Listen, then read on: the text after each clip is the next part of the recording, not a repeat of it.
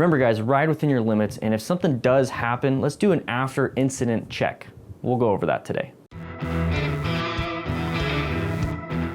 If you'd like to chat with me and other DDFM crew members, swing on by the Discord. It's an absolute free service and allows you to get in contact with me and others around the world. We have 1,500 members, and I think you're going to find that it's a lot of fun. More information at motorcycleridingtips.com.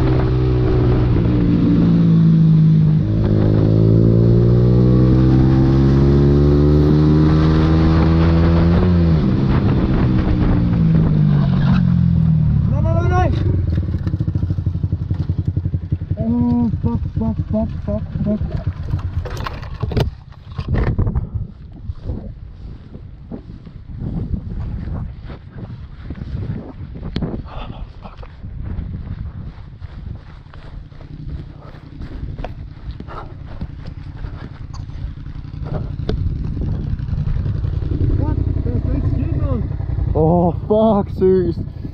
Oh, those sips. So how are we going to learn from this one, guys? Remember, we're trying to figure out what went right, what went wrong, and how we can use that information to help us out when we're riding ourselves. So let's go ahead and go play by play on this one.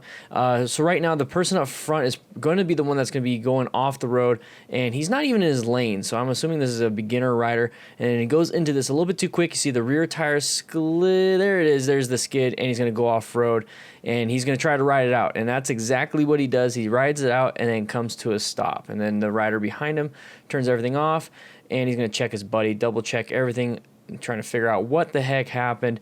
He's going to get over the area where he was able to get in. I don't know if he went through that fence. He might have snapped some of the things off, but it definitely didn't stop him. But he went all the way this far until he was able to slow down, and I'm going to do a quick check. All right. So right off the bat, after watching both of those, I want you guys to start picking out the things that you see yourselves also. So make sure you write in the comments all the stuff that you see yourself. Okay, that's very, very important that we work together as a community on this one. So what we're going to do is we're going to move on to this one. You can see the rider up front. He's going to move into the wrong portion of the lane. Now this is that whole outside, inside, outside. He was in his own lane. He decided to go inside. It went a little too far, probably for the speed itself. Got into the wrong lane, and he's going to try to correct himself on this one. But he's still increasing his speed. You notice how the person in front was able to gap or increase the space cushion between the motorcyclist and the back. That wasn't because the motorcyclist that has the camera is slowing down himself. He's actually, the one in the front is actually going to be speeding up. So he's speeding himself up before the turn. Now this is a beautiful, beautiful turn. And the reason why I say that is because there's no obstructions. You can see all the way, and you can see everything. Okay, so it's not blind, so that's really good. The biggest problem here that we're going to have is possibly the sun in our eyes. Now the sun, you see this white, it's all whited out up on the sky. That is the sun coming down, and it's actually in our eyes. You can't really tell with the camera and everything. That can play a role with what's happening here, but I have a really good feeling that this rider is not riding within his own limits. Okay, so he's going too fast for the turn for the skills that he has. Now the skills that you can get that is going to increase your your turning speeds and all that stuff, is trail braking, body positioning, all these different things, but these are advanced skills that we can definitely build upon the foundation that we have. Now what he should be doing is slow, look, press, and roll. Okay, so slow down before the turn, look where you want to go, and this is a great opportunity to look where we want to go in this turn because we can see everything. You want to press to initiate body position and counter steering, and then you want to roll on the throttle to make it out of the turn. You do not want to roll on the throttle into the turn. Remember, we're slowing down beforehand. So while this rider is going to be getting ready, you see the rider right here in the back. Let's go ahead and scroll back. I want you to see how the rider with the actual camera got himself into a better position, okay? So the rider in the camera is right here. He's just finishing his turn. He's over here in lane position like 0.25. He's like right on the line. That's perfectly fine, but the other rider is not. So as a new rider, it probably pushed him out to this way, and the rider in the back is probably the more experienced rider, and it started pushing him out, but he was able to maintain this spot. The rider that is with the camera is going to put himself into this position. So now he's actually in like lane position 1.5, 1, 2, whatever you want to say. He's not in the exact middle. He's off to the side. He's actually getting ready for this turn. The rider up front is going way too fast. You see he's doing proper body position, but still there's only so much you can do. You really need to slow it down before a turn. And here we go. So the rider is going to apply the brakes. You see the brake pads, or I'm sorry, brake lights come on, and right now his body and everything is perfectly positioned to maintain this turn. So panic is the what really set in on this one. He's riding outside of his limits, and then he's starting to panic. This turn, and I know a lot of you guys are saying, because you say it in the comments all the time, that turn is easy, that turn is easy. Here's the thing, guys, it's probably easy within your limits. It's not going to be easy for him in his limits. We all have to start realizing, hey, just because I'm a better rider or just because I'm a new rider, all these different things, we are doing our own personal riding. We're all doing our own limits, okay? So we cannot judge others for things that are happening. I'm not judging this guy. I'm just saying he really needs to slow it down just a little bit, 4 turns like this. And if you're going to panic, let's panic, but then actually do what we're supposed to do, okay? So remember, you're panicking, oh crap, oh crap, oh crap. You lock up the brakes. No, that's not what we want to do. You can panic and be like, oh crap, oh crap, oh crap. I'm going to turn too quick. What do I normally want to do? I want to hit the brakes. Nope, let's not do that. Let's commit to the turn into it, use body positioning. Roll off the throttle just a little bit so you're not going too fast.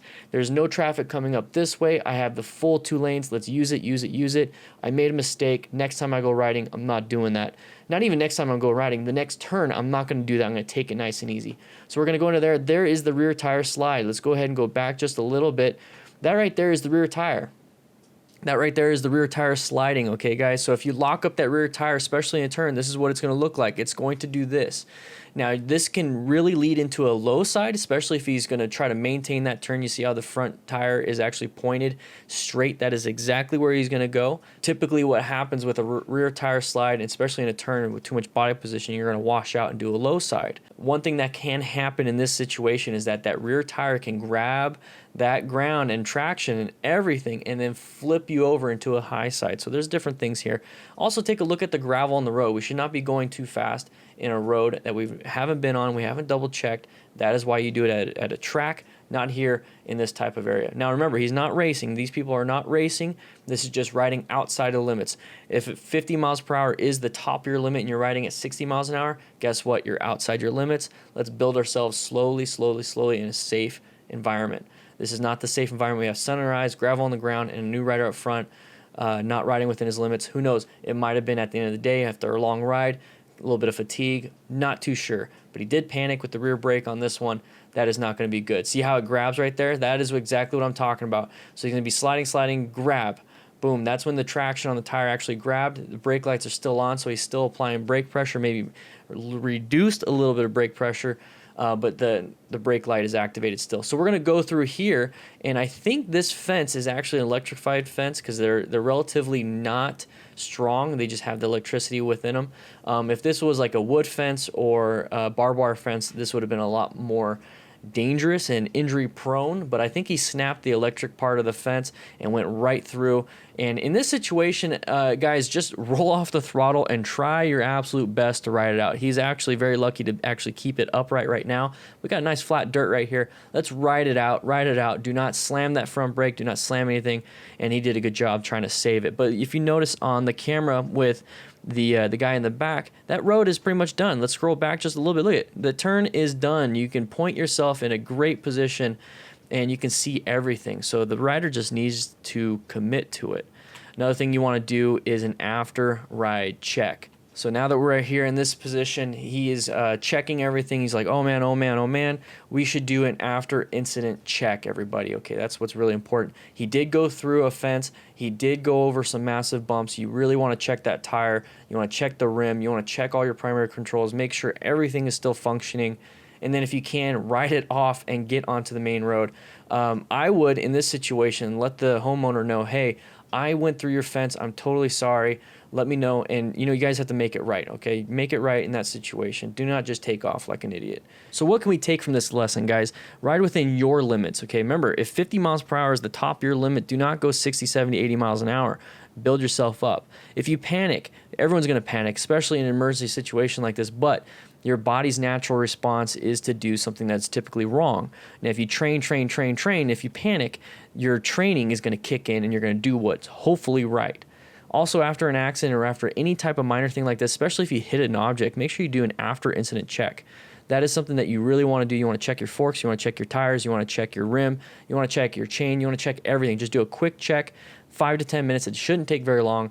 Get yourself back on the road. And if something is wrong, make sure you call something And if something is wrong, make sure you call a service to tow your bike or call a buddy to tow your bike and get yourself out of there. You do not want to be riding and all of a sudden your chain has been damaged and you never noticed it and it snaps when you're going 70 miles an hour. Not a good idea. So guys, if you like this type of stuff and you want to get a hold of me and you want to talk to other riders out there that are a part of the DDFM crew, why don't you swing on by Discord? Discord's an absolute free service, and I created this server so that we can all get together and hang out and chat.